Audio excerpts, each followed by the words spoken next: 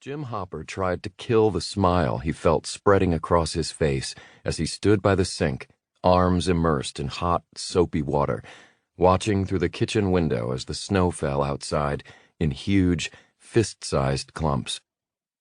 Christmas wasn't a good time, not for him, not since, well, not for a long time. Not since Sarah.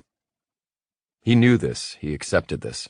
And for the 6 years, going on 7 now, he'd spent back in Hawkins, he had resigned himself to the growing feeling of misery and loss that steadily grew stronger and stronger as the holiday season approached.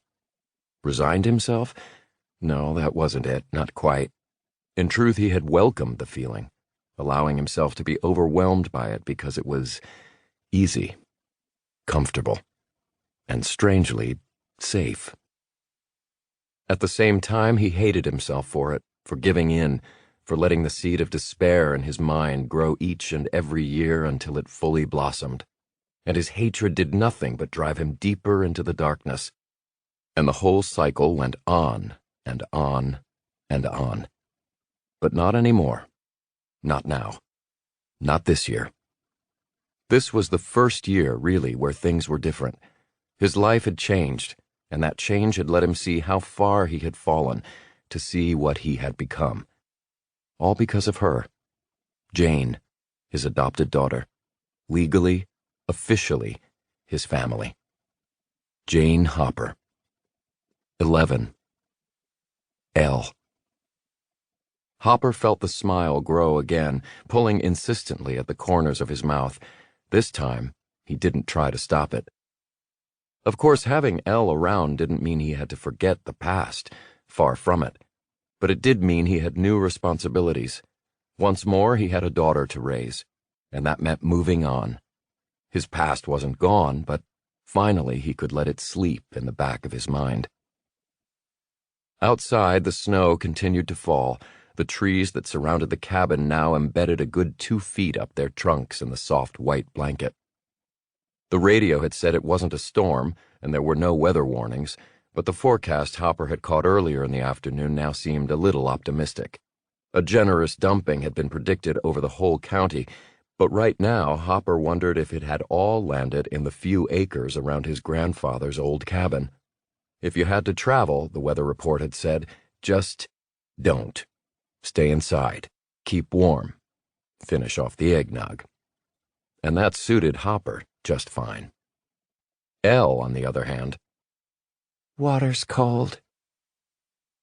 Hopper blinked out of his reverie and found Elle suddenly by his side at the sink.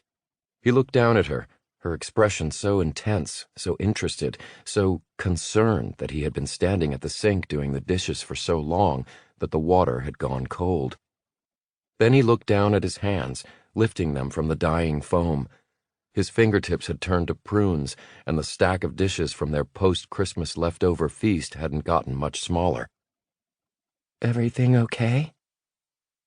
Hopper glanced down at Elle again. Her eyes were wide, expectant. He found that smile growing again. Damn it, he just couldn't help it. Yeah, everything's okay, he said. He reached over to ruffle her mop of dark curls, but she retreated with a grimace at the touch of his foam-covered hand. Hopper laughed, pulling his hand back and slipping the towel off the counter next to him. Drying his hands, he nodded back toward the den. You managed to raise Mike yet? Elle sighed, with perhaps a little too much drama, Hopper thought, but then again everything for her was still new, and often, it seemed, a challenge. He watched as she headed back to the couch and picked up the hefty rectangle of her new walkie-talkie, holding it out to him, like he could somehow conjure up her friends out of the ether.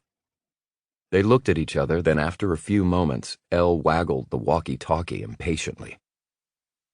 What am I supposed to do? Asked Hopper, slinging the kitchen towel over one shoulder. Is it not working? He took the device and turned it over in his hands. Can't need a new battery already.